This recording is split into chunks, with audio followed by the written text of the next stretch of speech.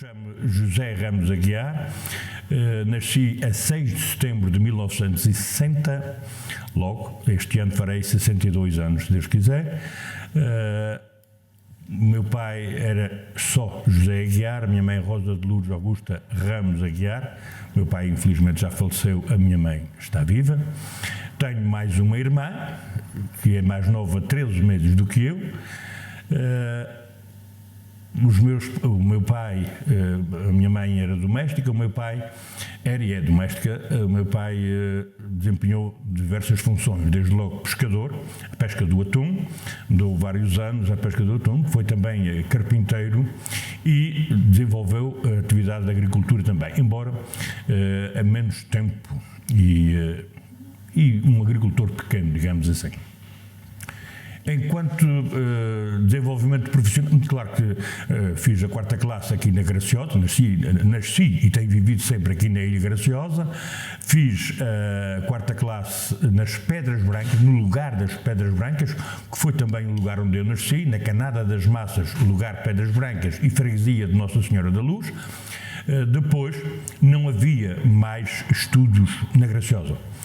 Felizmente, no ano em que eu terminei a 4ª classe, no ano letivo seguinte, abriu o ciclo, chamava-se então o primeiro e segundo ano do ciclo preparatório. Fiz aqui o segundo ano do ciclo, o equivalente hoje ao 6º, digamos assim. E chegado que estava ao 6º ano, terminava os estudos. Com 13 anos, tive que ir para a Ilha Terceira, aqui a vizinha Ilha Terceira, para prosseguir os meus estudos. Ora, uma criança com 13 anos e qualquer outro passageiro, para chegar da Graciosa à Terceira, levava no mínimo 4 horas, porque era de barco que se ia daqui para lá. Isto no navio Ponta Delgada. E depois havia uns iates mais pequenos, Terra Alta, Espírito Santo, Santo Amaro, que levavam entre 5 e 6 horas para lá chegar. Imagino que uma criança com 13 anos sair de casa dos pais, sozinho, com a mala de madeira às costas, com roupa lá dentro, e ir daqui para a Terceira. Chegar à Terceira, por volta da 1 da manhã, sentar-me em cima da mala e esperar que alguma coisa aconteça. E aconteceu, andavam uns rapazes à minha procura, levaram-me para a casa onde eu ia ficar e prossegui estudos aí até ao 2º ano do curso complementar dos liceus, o equivalente... Num colégio interno? Não, no Liceu Nacional. A casa onde eu estava, que era uma residência, na altura chamava-se, era um orfanato, digamos assim, era o Centro Juvenil Beato João Batista Machado, tipo orfanato, que recebia crianças pobres ou abandonadas. Não era bem o meu caso, mas como eu não tinha nenhuma ligação à Terceira, através, na altura, chamado Pai dos Menores, que é, no fundo, o equivalente hoje à Comissão de Proteção de Crianças e Jovens em Risco, constituída por 10 ou 12 pessoas, antigamente, nessa altura, era apenas uma pessoa, e esse senhor, Raul Correia da Silva, é que conseguiu, de facto, encontrar esse espaço para onde eu fui, onde me alimentavam, lavavam a roupa e deixavam-me dormir. E prossegui então assim os meus estudos, até ao 2º ano do curso complementar dos liceus, como estava a referir, o equivalente ao 12º ano hoje. Era para prosseguir os estudos, ainda tinha que ir fazer o propedêutico, que era um ano, digamos que, entre aspas, um ano de admissão à universidade. Fui para São Miguel, porque também não havia nem aqui, nem na Terceira, fui para São Miguel. Eram só 5 disciplinas. No fim do ano letivo, passei 3, chumbei de ruas. No ano seguinte, deixou de haver ano propedêutico e passou a haver o ano cívico, qualquer coisa assim do género, que eram só 3 disciplinas. Disse, estou feliz da vida porque as 3 que são necessárias eu já tenho. Resposta do lado de lá, não, tens que voltar a fazer. E eu decidi, não faço mais nada. E não fiz. Fui trabalhar para a Tecnovia, uma empresa privada, portanto, que estava aqui na Graciosa a fazer o porto e o aeroporto. O senhor voltou então para a Graciosa? Sim, voltou. Aliás, durante as férias vinha sempre para a Graciosa. Durante o ano letivo, claro que tínhamos férias no Natal, na Páscoa e as férias grandes, não é como agora que se vai passar o fim de semana, até de Lisboa aqui se vai passar o fim de semana, e ainda bem, a evolução foi tremenda. Mas regressei de vez à Graciosa, fui trabalhar para a Tecnovia, como estava a referir, trabalhei lá cerca de 10 meses. Fui cumprir o serviço militar obrigatório, nos comandos na Amadora. Depois do curso completo, recusei o crachá, porque senão tinha que ficar lá e eu não queria ficar lá. Aliás, quando terminei o curso, perguntaram onde é que eu queria ir. E eu disse, Terceira, São Miguel ou Madeira. Ou seja, uma ilha, sair do continente. E vim para a Terceira, da Terceira fui enviado para o Faial. E no Faial, ainda a cumprir o serviço militar, fui convidado para ser gerente do Hospital Conselho. Na altura chamava-se Hospital Conselho. Pronto, e eu a muito custo, porque achava uma tarefa de muita responsabilidade, e era de facto. E eu ainda, uma criança, entre aspas, vendo a esta distância, mas lá aceitei com algumas exigências, isto é, tinha que ter formação, tinha que ter conhecimento de quem é que irão ser os meus interlocutores na própria secretaria onde o serviço estava integrado, enfim, e fui trabalhar aí então para os centros de saúde. A minha profissão era gerente hospitalar e fiquei no centro de saúde, nos quadros do centro de saúde, até ir para a reforma. Acontece que, depois de estar no centro de saúde, para aí ao fim de 6, 7 anos, fui convidado para ser vereador da Câmara Municipal de Santa Cruz da Graciosa, fui vereador durante 2 mandatos, praticamente seguidos, depois voltei mais tarde a ser vereador e já na qualidade de vereador, fui convidado para ir para deputado regional, para a Assembleia Legislativa Regional dos Açores, e lá fui. Desempenhei essas funções durante 3 mandatos, ou seja, 12 anos. E depois achei que era tempo mais do que suficiente e não voltei a ser deputado. Pese embora tenha sido pressionado para isso, mas olha, fui de férias para a América, estive lá quase 2 meses, perdão. A minha esposa tem a família toda lá. E recusei. Pronto, e não fui mais. Voltei para o meu serviço, que era o Centro de Saúde, nesta altura já Centro de Saúde da Graciosa. Fiquei 1 ano. Porque começaram a pressionar-me que eu tinha que ser candidato a Presidente da Câmara. E lá vai José Guiar, acabou por ser candidato a Presidente da Câmara. Ganhámos as eleições, a lista que eu encabeçava ganhou as eleições e fui Presidente da Câmara durante 2 mandatos. Ao fim de 2 mandatos, voltei ao meu serviço, mas os técnicos da Câmara Municipal, 3 técnicos, jamais me esquecerei deles, disseram: a lei reformulou-se, mas é relativamente ao dinheiro, não vai receber a dobrar, nada disso, mas o tempo conta-lhe.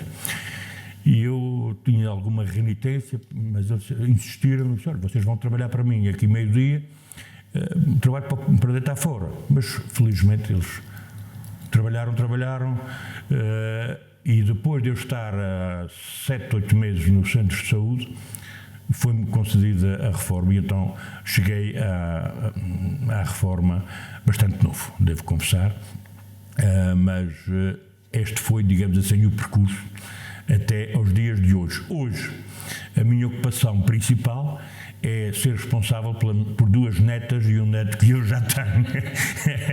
Essa é a minha ocupação principal, embora tenha outros hobbies, desde logo para o mar, que eu gosto muito de ir para o mar, tenho um barco pequenino e vou para o mar quando me apetece, estou matriculado num barco profissional que é de um sobrinho e afilhado meu, e também algumas vezes vou com ele, mas é como refiro, a ocupação é tomar conta das netas e do neto. Ser vereador, digamos que foi a escola para eu entrar na política, digamos assim. Aliás, eu não tinha grandes conhecimentos políticos, devo confessar, mas pronto, já tinha andado em muitas reuniões, já fazia parte de um partido, andava sempre a acompanhar as atividades que se iam desenvolvendo e depois, claro que o vereador é de facto uma escola, e então na Ilha Graciosa é ainda mais, porque a ilha é pequena, pouca gente, todos se conhecem e portanto há uma interligação muito forte entre os eleitos e os eleitores. E como vereador, pronto, a minha função também era de alguma forma levar as preocupações dos graciosenses à Câmara e ao Presidente da Câmara e tanto quanto possível tentar solucionar os problemas que nos eram apresentados. E também estar atento àquilo que de fora havia para podermos eventualmente aplicar na Graciosa que permitisse uma vida melhor aos graciosenses. Em que ano que o senhor entrou? Eu entrei eu tinha 29 anos, 26 anos quando fui para vereador, porque com 29 fui para a Assembleia Regional, isto em vereador, portanto era bastante novo ainda, e depois, quando fui para a Assembleia Regional, já levava, digamos assim, esta escola de vereador da Câmara. Embora o deputado regional, e o nacional não dará muito longe disso, é uma atividade completamente diferente. Não tem nada a ver, digamos assim. Bem, o objetivo único é servir as pessoas. E quer num lado, quer no outro, esse é o objetivo último. Mas o desenvolvimento dessa atividade é que é diferente. Enquanto aqui, como dizia, nós estamos muito próximos das pessoas, nós sentimos os problemas das pessoas, nós queremos ajudar a resolver os problemas daquela pessoa concreta e aquele problema concreto. Na Assembleia Legislativa é diferente. As coisas são vistas de uma forma global e não se faz legislação para a pessoa A ou para a pessoa B. Faz-se para uma situação que existe ou que se prevê venha a existir. Aliás, o bom político, na minha opinião, é aquele que consegue antecipar a solução dos problemas. E, portanto, na Assembleia Regional é um pouco isso, é ver-se os problemas na globalidade e tentar encontrar soluções ou caminhos que levem ao progresso de uma região, neste caso concreto, a região autónoma dos Açores, e cada uma das suas parcelas, porque cada uma tem as suas especificidades, e embora a lei seja feita para todos, há por vezes situações em que há necessidade de se adaptar a cada uma das ilhas, e portanto e também temos naturalmente as pessoas que nos procuram para que possamos levar os problemas que eles sentem ou a um secretário regional, ou a um diretor regional, a um serviço público qualquer, que às vezes é mais difícil de chegar, porque, por exemplo, numa terra como a Ilha Graciosa, que não tem secretarias regionais nem direções regionais, às vezes o contacto não é muito facilitado e os deputados também serve para isso, para eventualmente chegar junto do Governo Regional e dizer há este problema na Graciosa, há este problema com aquela pessoa, esta pessoa está a aguardar uma resposta e vocês ainda não a deram. Pronto, é também uma forma de pressionar o Executivo a resolver problemas. De uma forma genérica, muito rápida, era isto que se faz na Assembleia Legislativa Regional dos Açores. 12 anos. 3 mandatos. Depois vou para a Câmara Municipal na qualidade de Presidente da Câmara e aí as dores de cabeça são muito maiores. Quando que o senhor assumiu? Eu assumi a Câmara, portanto, saí com 42 anos. 42 anos. Isso ficou até quando? Até 49, portanto saí de lá com 49 anos, saí de lá, ia pegar nos 50, portanto saí em novembro de 2009, em setembro de 2009 terminei. E claro que na qualidade de Presidente da Câmara as dores de cabeça são bastante maiores, porque para além de sentirmos os problemas das pessoas, ouvirmos as suas reivindicações, no fundo nós não temos mais ninguém para mandar para cima, temos que resolver. E muitas vezes a gente sente que aquela pessoa que está na nossa frente necessita de apoio. Era bom apoiá-la, era bom tentar resolver o problema daquela pessoa, ou daquela família, ou daquela comunidade mais pequena, mas a legislação não nos permite. ou há constrangimentos financeiros que não permitem, naquela altura, resolver aquele problema. Isso são coisas que doem muito. Para quem se interessa, de facto, pela sua terra, se quem se interessa pelo seu concelho, que neste caso aqui é um concelho e uma ilha, no fundo. E, portanto, nós estamos sempre a tentar que a nossa ilha avance o mais rapidamente possível, que se desenvolva em todas as suas vertentes o quanto antes. Mas há várias situações e vários constrangimentos que nos fazem muitas vezes andar bastante mais devagar do que aquilo que nós gostávamos. Mas é a vida. Mas também tem as suas grandes vantagens, não é? A gente passar no caminho e toda a gente nos conhecer. Aliás, eu sempre tive também um pouco esse... Não sei se é qualidade, se é defeito, mas sempre falei com toda a gente, já falava antes de ir para lá. Aliás, passar hoje aí na rua e perguntar a qualquer pessoa, assim, dos 30 para cima, dos 30 anos para cima, se conhecem os Aguiar, provavelmente dir-lhe-ão que sim, e dir-lhe-ão que sempre fui, antes de qualquer função, assim, durante as funções mantive-me assim e depois das funções continuo assim. Costumo dizer que era como uma das primeiras novelas que deu na televisão portuguesa, quando havia só um canal, que era a Gabriela. Eu nasci assim, eu vou ser sempre assim. Olha, desde logo, aquilo que lhe referi, logo de início, no meu percurso de estudante. Logo aí a diferença é abismal. Aliás, eu estava a cumprir o serviço militar em 1981, quando foi inaugurado o aeroporto da Graciosa. Portanto, isso ainda não estava na política, mas está aqui um passo enorme nas acessibilidades da nossa ilha. E só mais tarde, depois é que é inaugurado o Porto. É outra infraestrutura que facilita muito a nossa vida.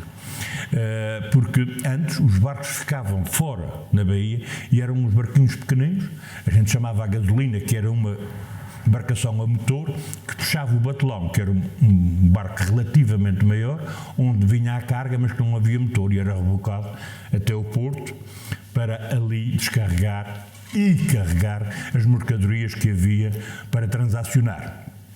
Portanto, estamos aí a ver uma diferença.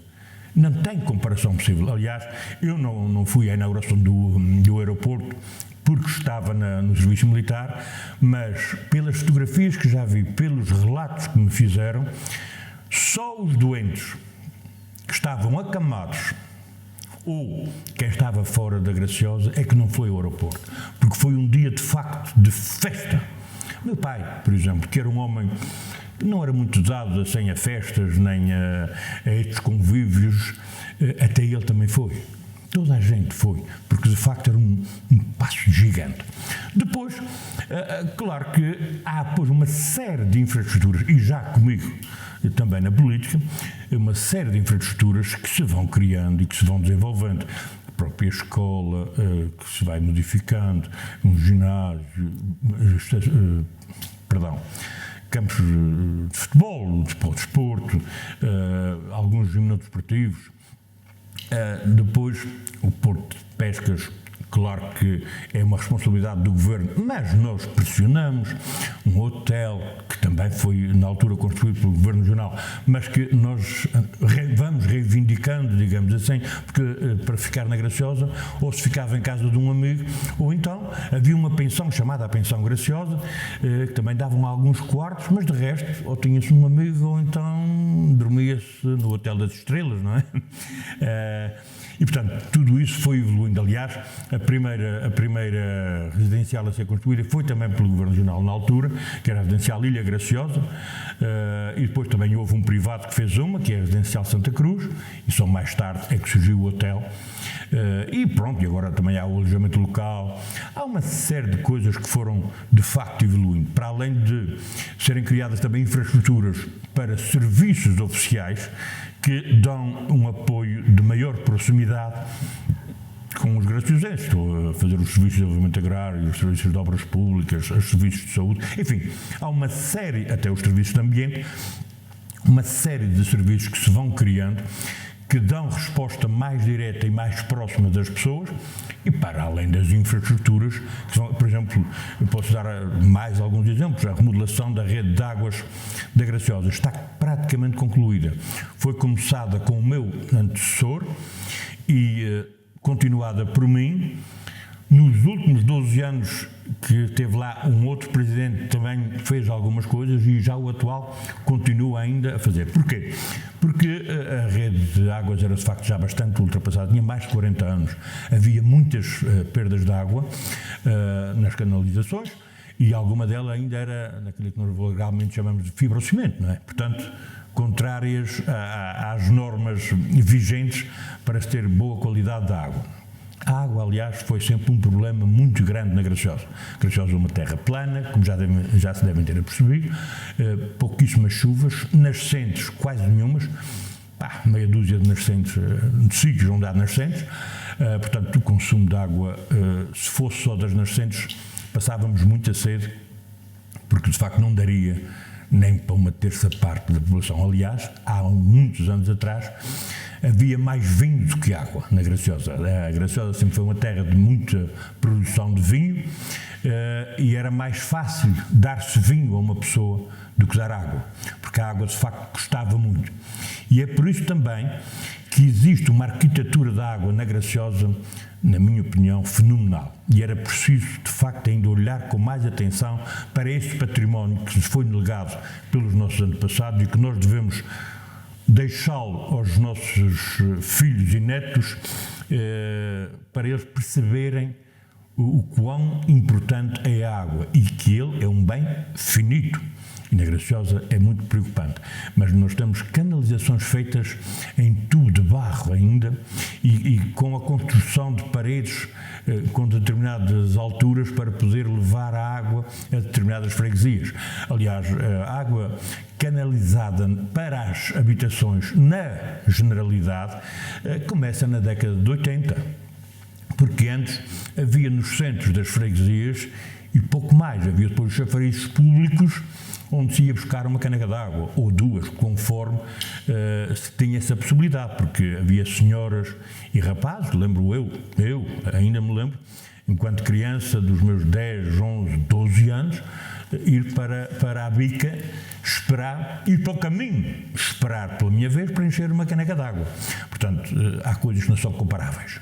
Não é possível comparar o modo de vida que temos hoje com aquele que havia antigamente. Felizmente, mesmo perante toda esta evolução que houve, mantém-se sempre uma harmonia muito importante, na minha opinião, entre as pessoas e a terra e a ilha, porque ainda é quase tudo natural. Aqui vivemos, eu costumo dizer que vivemos num cantinho do céu, e só me apercebi disso quando comecei a sair daqui. E já fui a alguns sítios, e de facto isto aqui é um cantinho do céu. A gente ainda pode sair de casa e deixar a porta aberta. A gente pode estar aqui a falar consigo e o carro fica lá fora na estrada, a porta também está aberta. Pode haver umas brincadeiras, mas há segurança. Depois, há muita harmonia entre o património edificado e a natureza em si, porque as casinhas são relativamente pequenas e enquadradas.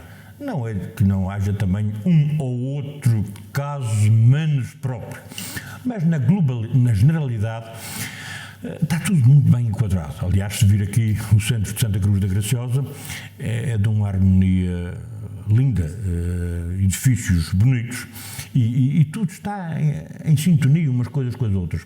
Aquilo que destoa mais foi aquilo que foi construído mais tarde, mas pronto, se calhar também tenho algumas responsabilidades nisso.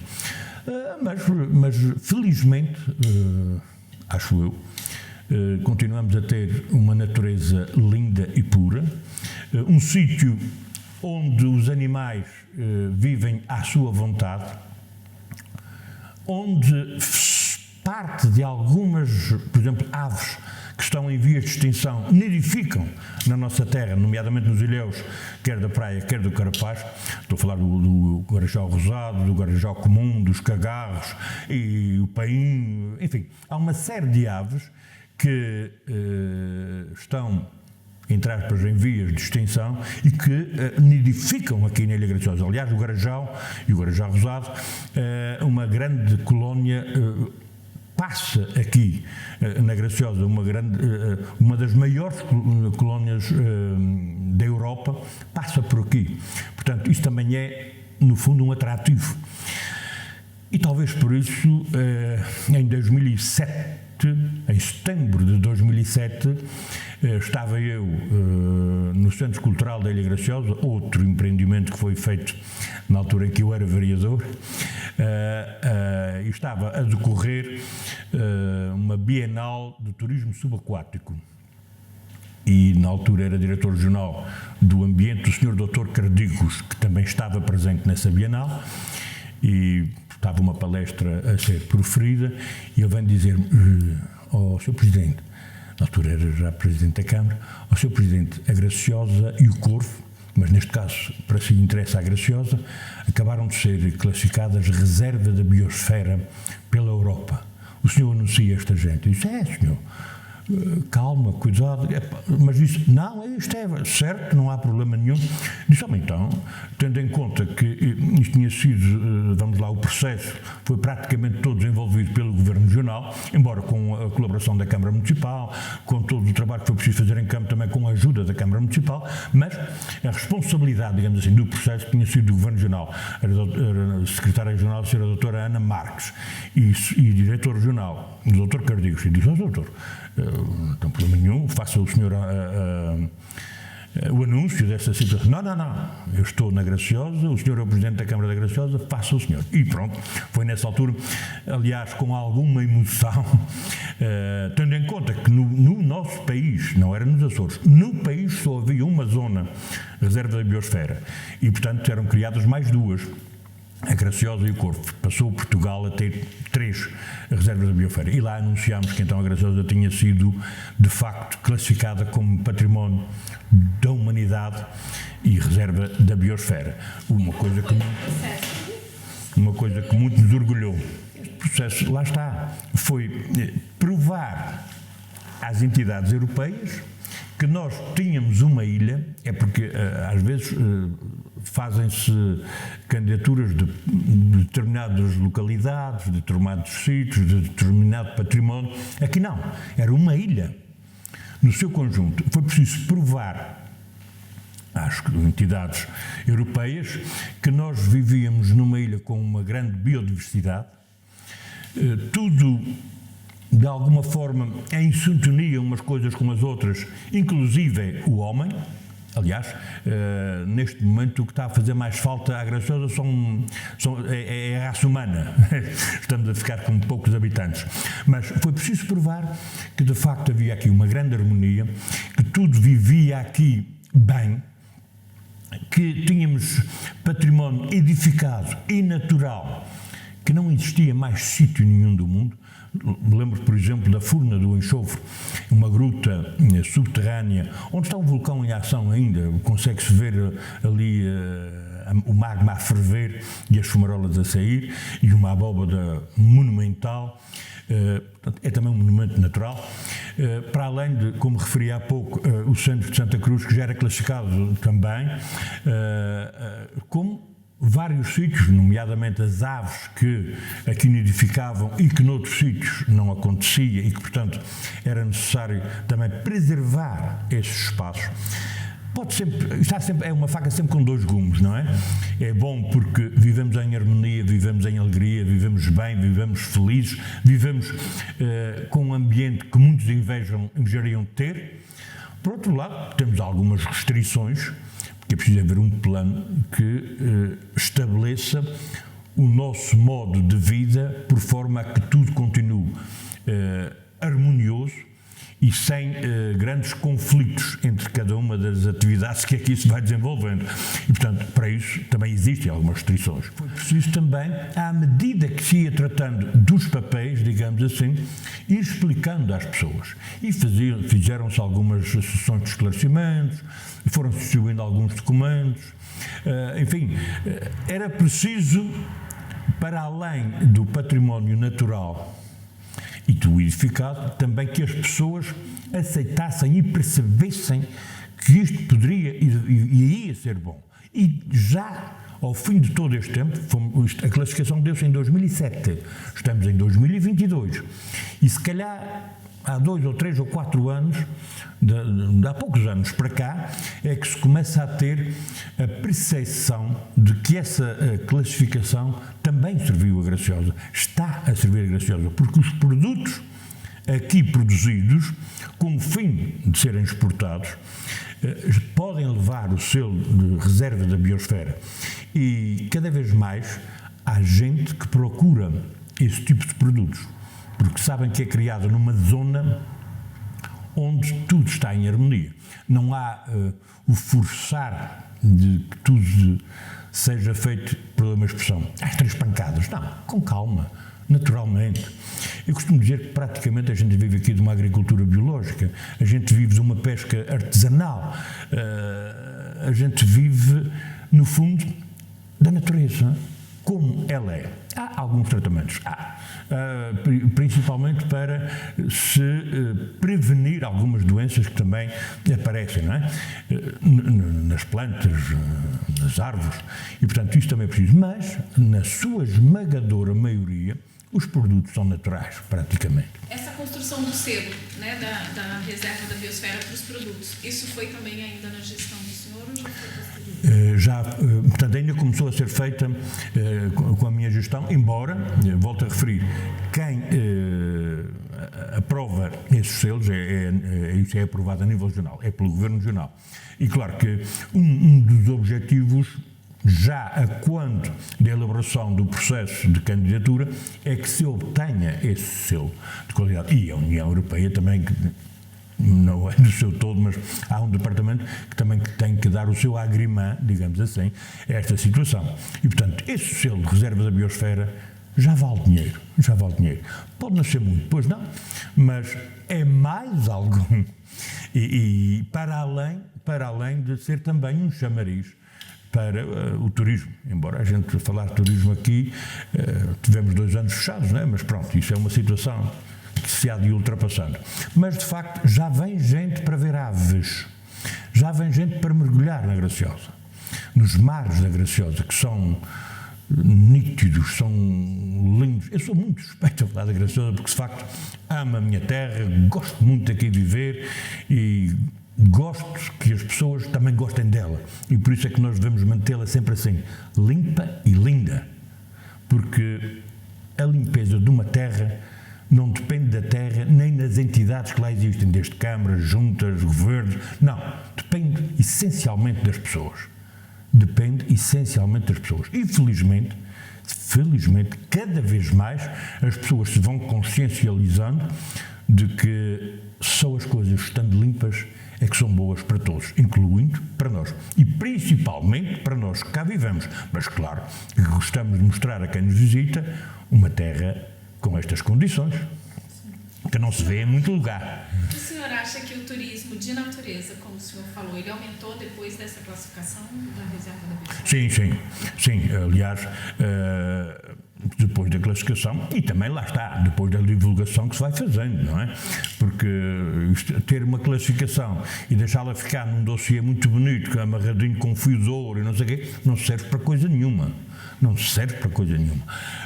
Claro que depois é preciso ir divulgando, e essas coisas vão se divulgando de várias formas, e agora então, ainda com essas redes sociais e tudo, ainda mais facilmente se chega a mais gente, mas começou-se logo por edição de flyers, determinados panfletos, notícias, publicações, sempre que se fala da Graciosa, claro que se fala da reserva da biosfera, e aquelas pessoas que se interessam de facto pela natureza pura ficam alerta.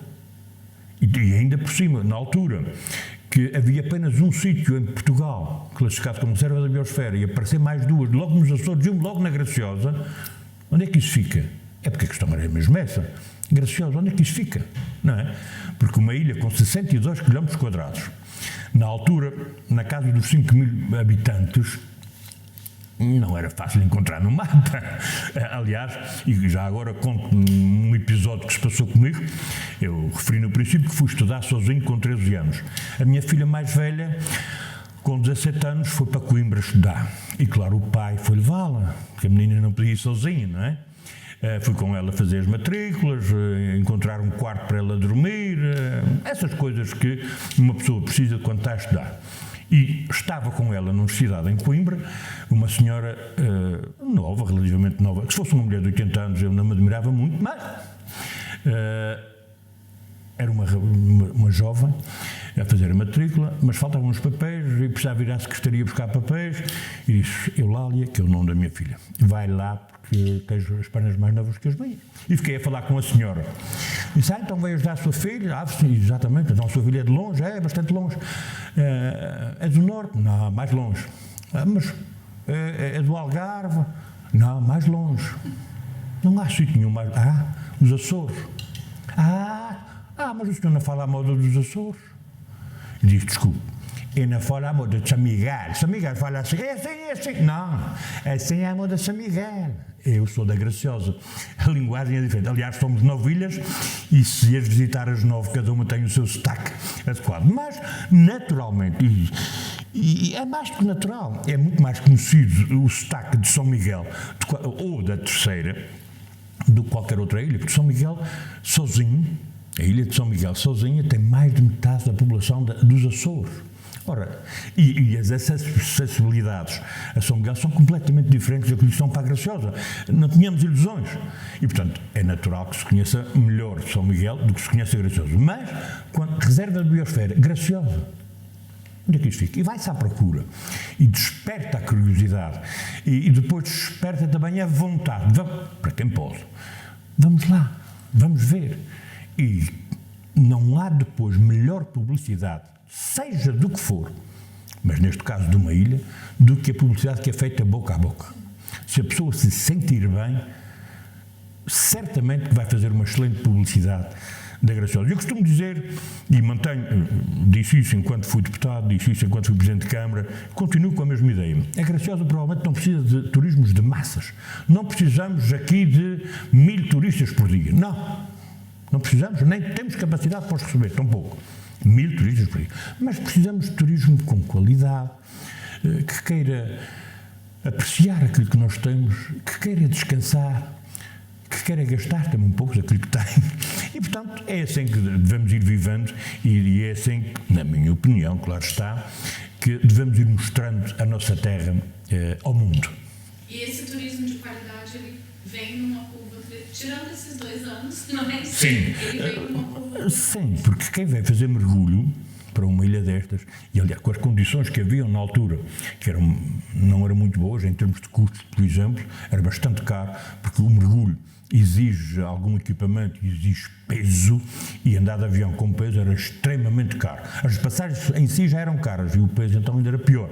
Neste momento as passagens para qualquer uma das ilhas são 60 euros ou até 60 euros, portanto são bastante mais baratas, há coisas que melhoraram também significativamente e portanto quem vem para essa atividade tem que ter algum dinheiro e para se ter algum dinheiro tem-se também alguns conhecimentos, tem também para se mergulhar, é preciso de facto ter boas condições, bons conhecimentos e ter qualidade de vida e vontade de estar em sítios onde há qualidade de vida. E isso verificou-se muito. Aliás, começaram também a surgir, já a posterior da classificação da reserva da biosfera, a surgir empresas de marítimo-turísticas.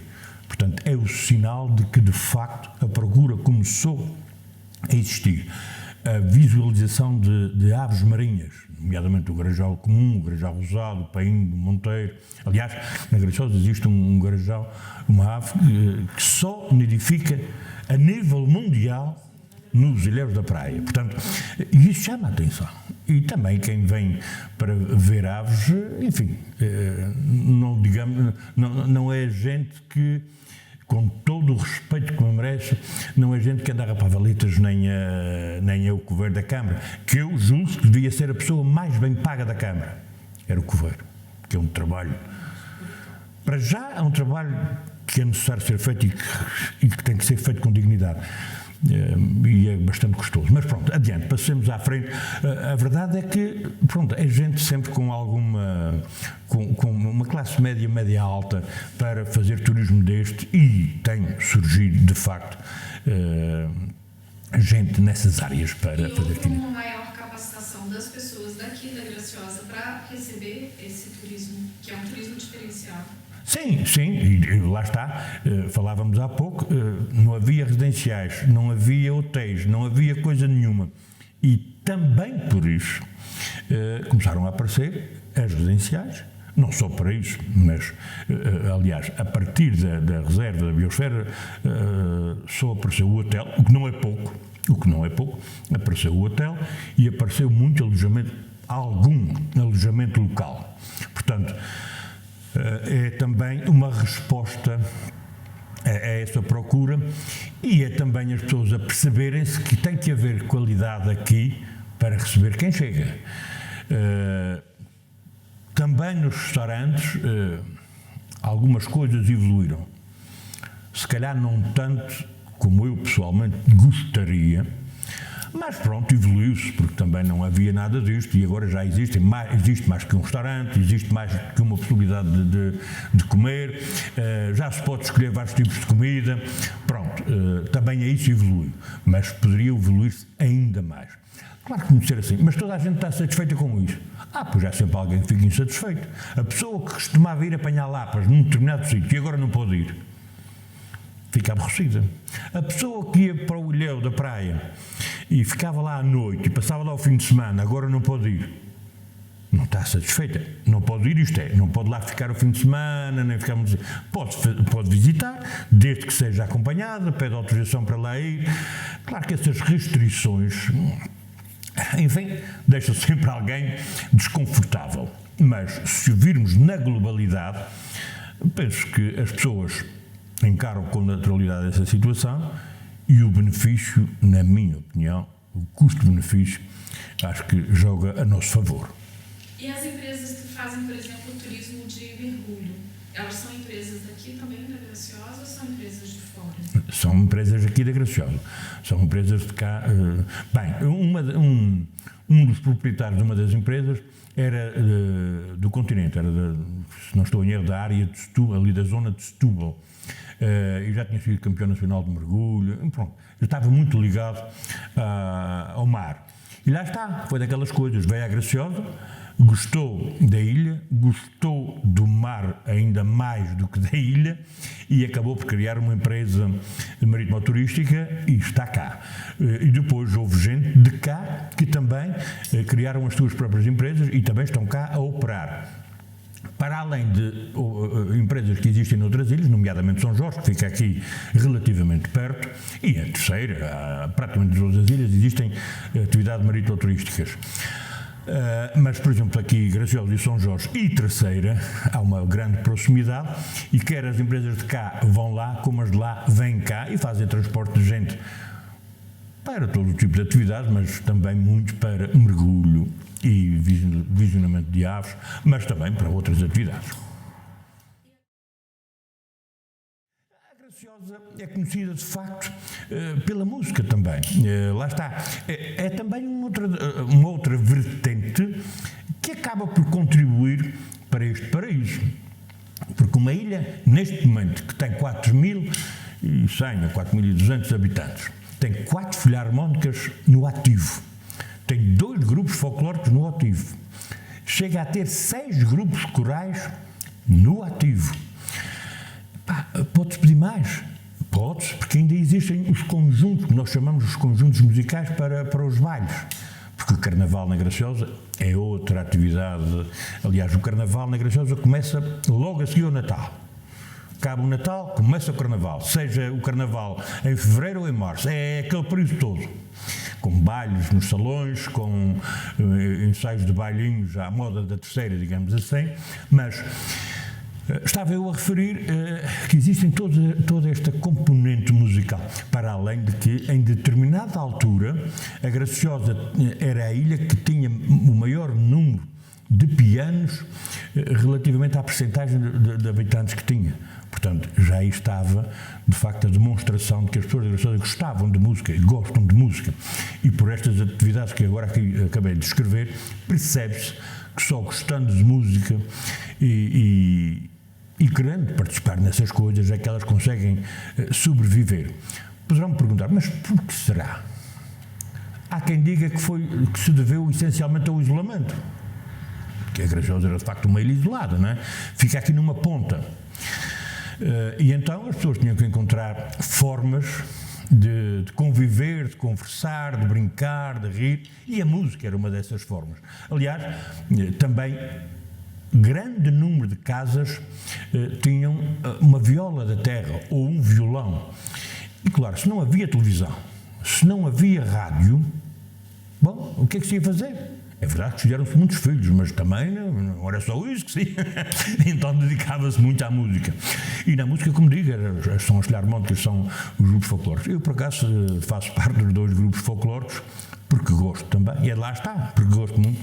E já passei por 3 dos grupos corais existentes. Neste momento estou mais ou menos parado por causa de um problema de vistas, mas pronto. E também tínhamos os grupos de reis, os reis de matança. Porque a matança do porco, aqui na Ilha Graciosa, era a festa da família. É que, para além de ser a festa da família, era também aquele acontecimento que levava a que as pessoas tivessem o conduto para o ano inteiro. A carne que era salgada numa salgadeira, chamada salgadeira, que dava depois para se comer durante o ano, ou com couves, ou com funchos, ou com outro produto qualquer. Os torresmos que se guardavam na banha, ou gordura do próprio porco, que também davam para comer durante muitos anos. A linguiça, que se fazia e guardava e também dava por muito tempo, porque essa então era muito poupadinha, porque era muito boa, mas tinha que ser poupadinha. Para além disso, era o dia, a semana, digamos assim, onde as pessoas se encontravam. E era praticamente uma semana, a festa da matança, porque as senhoras começavam por cozer o pão. Normalmente matava-se ao sábado. Portanto, as senhoras coziam o pão à quinta-feira. E já iam alguns familiares ajudar. O pão cozia-se em casa. Depois, na sexta-feira, aviava-se e picava-se a cebola, que era para fazer as morcelas. No sábado, matava-se. E então lá havia o porco que era morto, era despendurado, lavado, eram retiradas as entranhas e o porco era despendurado e ficava para ali despendurado, e as pessoas, toda a família mais próxima. Mas estamos a falar, muitas vezes, 50, 60 pessoas numa casa. As pessoas juntavam-se e lá comiam. Normalmente comia-se peixe frito ou encaldeirada, e também em algumas casas matava-se ou um cabrito ou um borrego e guisava-se para dar à família. Isto até o sábado. No domingo desmanchava-se o porco, partia-se o porco para ser guardado, e também já se comia então do porco, desde morcelo, torresmos, sarapatel, que era uma outra coisa que se fazia, ainda se faz aqui na Graciosa, fígado frito ou guisado, e lá se fazia isso também, tudo no domingo, e toda a gente, claro que poucos trabalhavam, mas todos comiam. Poucos eram aqueles que trabalhavam, mas para comer eram todos, e o domingo era mais um dia de festa. Na segunda-feira, às vezes, ia-se comer os restos. E na terça-feira era o dia de fazer as linguiças e os torresmos de vinho e alho. E, portanto, mais um dia para juntar toda a gente. Está a ver aqui, já vamos quase com uma semana. E no dia da matança, ou no dia de desmanchar o porco, portanto, no sábado ou no domingo, apareciam os reis, que eram grupos de pessoas com violas e violões, normalmente ferrinhos, outros com a chamada concertina do continente, que a gente chamava gaita de mão, outros gaita de boca, apareciam com esses instrumentos e outros a cantar, portanto eram chamados os reis de matança. E assim então, à porta das pessoas, alegrar, digamos assim, aquele dia de festa daquela família. E cantavam-se os reis de matança, eram chamados os reis de matança, que havia muitos grupos desses. Infelizmente, esse é um aspecto que está a acabar. E, de facto, neste momento, existe apenas um grupinho de 5 pessoas que ainda vai vivendo essa tradição, nas quais eu me incluo. E fui... Mas ainda tem as festas? Sim, mantém. É claro, bastante mais reduzida a festa da matança, já não é tanta gente, já hoje em dia é mais fácil pegar no porco, levá-lo ao matador, ele vem de lá prontinho e está resolvido o problema, faz-te um jantar à noite e está tudo feito. Mas ainda há quem faça em casa e se mantenha a festa, e nós vamos lá cantar os reis. Eu fui de alguma forma empurrado para isto, porque tem que haver, nos grupos de reis tem que sempre haver alguém que é chamado deitar as cantigas. Deitar as cantigas é inventar umas cantigas ali à porta.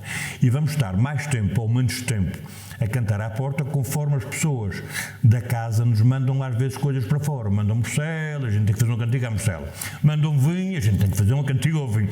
E ficamos ali um bom bocado a cantar. Aliás, a sequência dos reis é... Porque se andava a pé, antigamente, ia-se pelo caminho a tocar uma marchinha. Uma marcha, a viola e o violão, os ferreiros iam a tocar. Chegava-se próximo da porta da pessoa, as pessoas compunham-se ali à porta, cantava-se o fado. Umas quadras do fado à porta. E depois é que se cantava os reis à porta. E a determinada altura, quando aquilo já estava a começar a aborrecer, a gente faz uma cantiga a pedir para abrir a porta. E abrem a porta e a gente entra. Normalmente entra. Agora, eles é que nos pedem para a gente ir. Antigamente, as pessoas ofereciam-se, hoje eles pedem. Abrem-nos a porta, a gente entra. Antigamente, às vezes, mandavam-nos sentar nos bancos corridos e davam assim um biscoito, um repousado, um lavador, que eram os bolos tradicionais aqui da Graciosa, e depois cantava-se mais uma cantiga ou duas das nossas modas regionais. No fim, fazia-se uns reis a agradecer aquilo que se tinha gasto. Em muitas casas, e agora é todas as vezes, que só temos nós, convidam-nos para a mesa e comemos tal e qual como todos os outros convidados que lá estão. Claro que isso traz um problema. Quem vai deitar as cantigas a agradecer tem que agradecer tudo o que comeu. E às vezes é coisa por coisa. Mas demora um bocadinho. Mas esta era a sequência dos reis integrados na festa de matança. Depois temos os reis de Natal, que são cantados nessa altura, que é mais ou menos como as janeiras no continente, digamos assim. Não é bem a mesma coisa, mas aproxima. Pois eu deito as cantigas porque, infelizmente, aquelas pessoas que deitavam cantigas, alguns emigraram, outros morreram, é a lei natural da vida. E chegou-se a um ponto porque eu andava a ajudar a tocar e a ajudar a cantar. A pessoa deitava a cantiga, deita a cantiga e depois os outros ajudam e repetem a cantiga ajudando. E era essa a minha função. Na cantiga do fado, naquilo que eu referi há pouco, que era a primeira que se cantava, eu de vez em quando fazia uma cantiga alusiva à família ou à casa, não sei o quê. E eles começaram a perceber, e quando deixou de haver alguém que deite cantigas, não, tu vais deitar? E disse, não, nunca deitei cantigas na minha vida, ainda sei, sabes, tu já cantaste outras vezes. Epá, isto é um risco muito grande, mas olha, lá fui com o meu amigo Adriano Horta, que é outro amigo que também adora estas coisas da música, das músicas tradicionais, o folclore, os reis, gosta muito disso. E então nós fazemos uma parelha, digamos assim, e disse, olha, se me faltar uma quadra qualquer, cantas uma daquelas que tu sabes e a gente resolve o problema. E assim vamos vivendo por aí. No folclore já é diferente. No folclore, pronto, a gente sabe aquilo que vai. São as nossas modas tradicionais, são as modas... Na Graciosa existem as modas novas e as modas velhas, são chamadas assim classificadas. As modas velhas normalmente são mais lentas, mais cadenciadas, as modas novas já são com um ritmo um pouco mais acelerado, digamos assim, e temos várias modas, mas pronto, essas são conhecidas, essas são as nossas, embora muitas delas se cantem em todas as ilhas, com andamentos diferentes ou com quadras ligeiramente diferentes. Claro que temos algumas que são especificamente nossas e mais ninguém as tem, como seja o José, a Terceira, quer dizer, é uma moda chamada Terceira, que é uma ilha aqui ao lado, mas que é uma moda da Graciosa. Portanto, estou-me a lembrar destas duas assim de repente, que são duas que são exclusivamente graciosenses.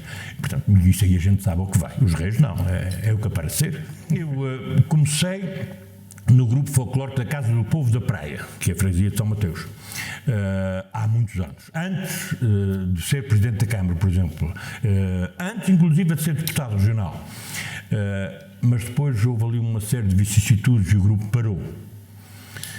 aqui o grupo folclórico da Casa do Povo de Guadalupe, que é o outro grupo, tinha muitos cantadores e muitos tocadores. Infelizmente, a lei da vida vai levando alguns, vai levando, outros adoeceram e chegou-se a uma altura em que eles tinham uma pessoa, um homem a cantar e uma senhora. E vieram-me pedir, e disse, pá, com esta vida é complicado, então, não. Bom, e eu lá fui, e portanto, então, desde essa altura que tenho estado sempre a ajudar, lá está, estes malditos 2 anos fizeram-nos parar, mas ajudo na parte da cantoria. Bom, já fiz tudo, se falta um par, e se tem mais 1 ou 2 para cantar, eu vou balhar, não tem problema nenhum. Se for preciso acompanhar no violão, também mal, então, mas pronto, lá se acompanha. Depois, o da praia voltou à atividade, e a senhora Presidente, que é a Lúcia Aguiar, e o João Natal, que é outro membro da direção, reativaram o grupo folclórico e vieram falar comigo. Tu tens que nos vir ajudar e tal. E eu disse, olha, eu já tenho um compromisso com o do Guadalupe e, portanto, quando eles tiverem uma atuação, eu estarei lá. Quando não tiverem e for possível, homem, a gente atua normalmente na Graciosa e nunca atuam os 2 ao mesmo tempo, por isso vais a um e vais ao outro. Pronto, está bem, e eu assim faço. Lá está, pelo gosto que tenho. É mais... E também para manter vivas as nossas tradições e a nossa maneira de ser e de viver. E é por isso também que eu faço parte dos 2, não é? Mais ainda do grupo de reis, esse sim, é mesmo para que ele não morra ainda. Embora me comece a perceber que dificilmente sobreviverá muito mais tempo por causa da tal situação do deitar cantigas à porta, que não há muita gente que disponibilize para isso.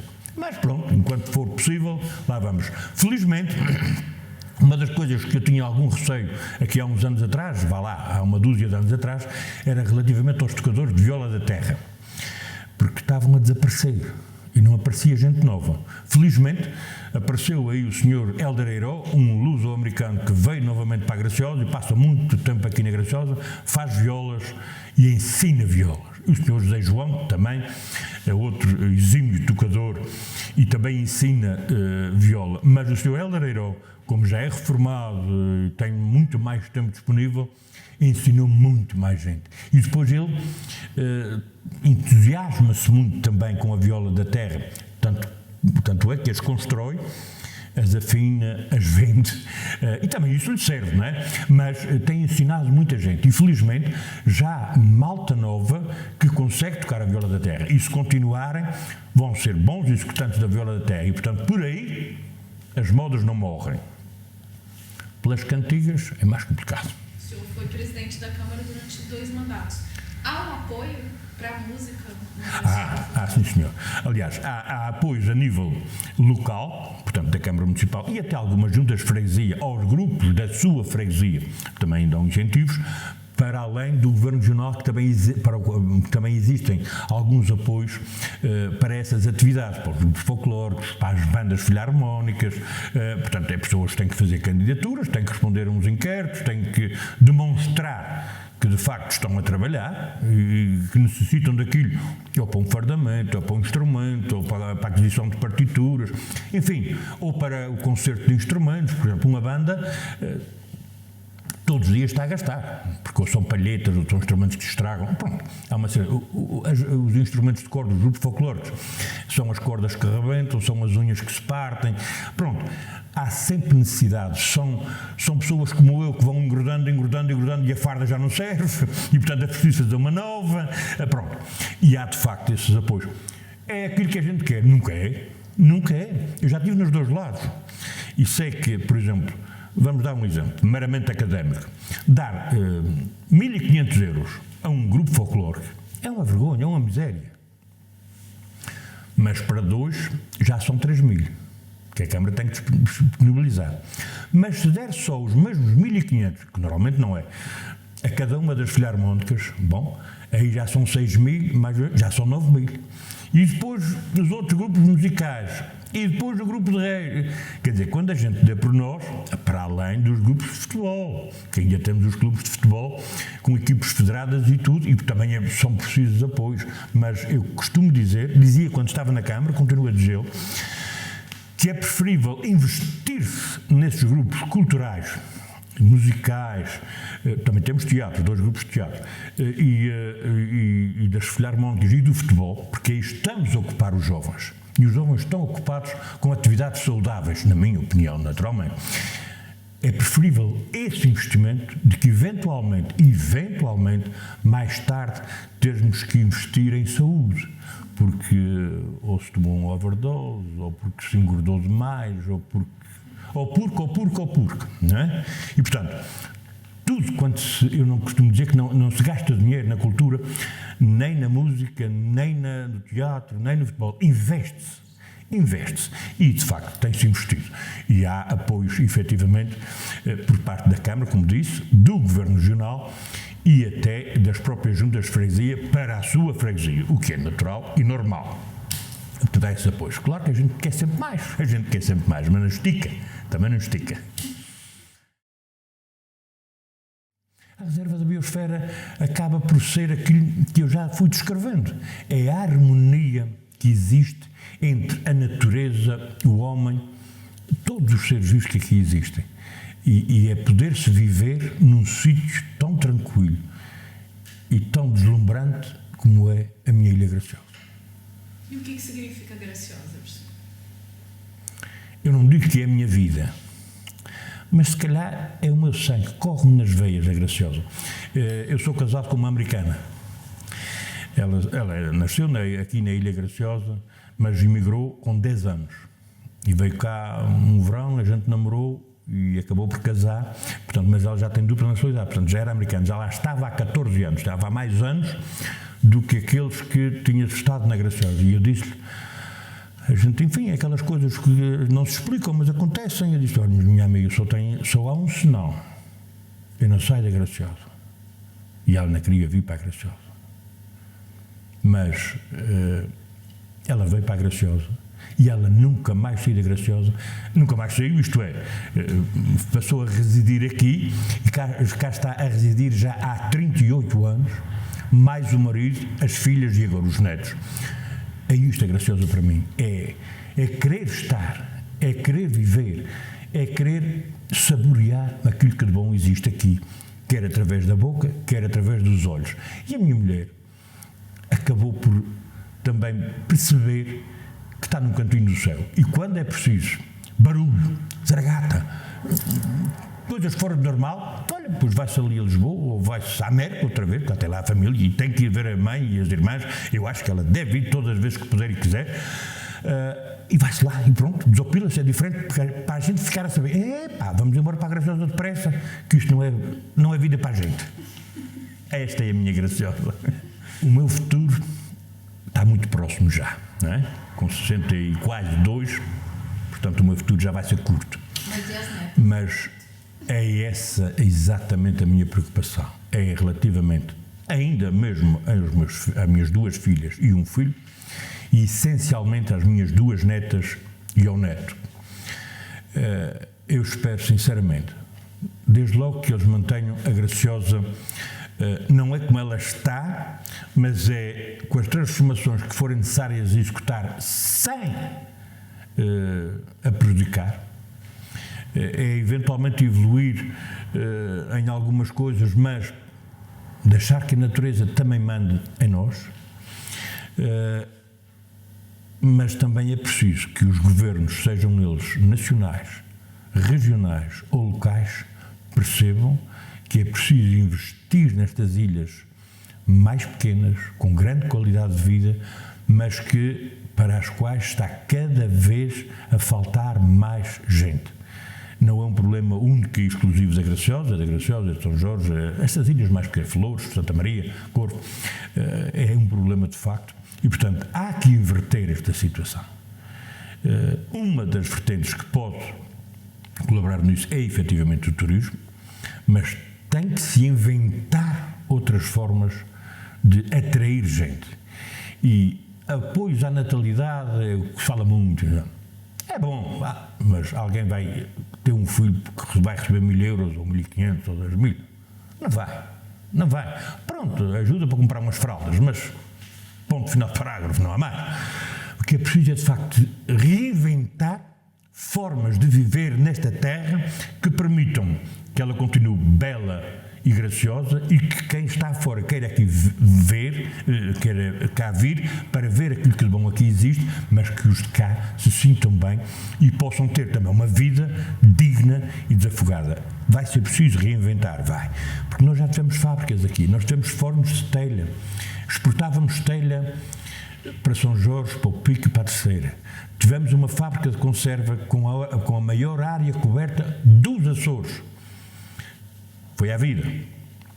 Outras indústrias, ainda temos leite e laticínios e essas coisas, mas eu espero, sinceramente, que aqueles que estão atrás de mim consigam reinventar formas de cativar as pessoas a viverem aqui, a manterem a graciosa linda como ela é e que possa continuar a ser um chamariz para que outros aqui venham recarregar baterias para o resto da sua vida.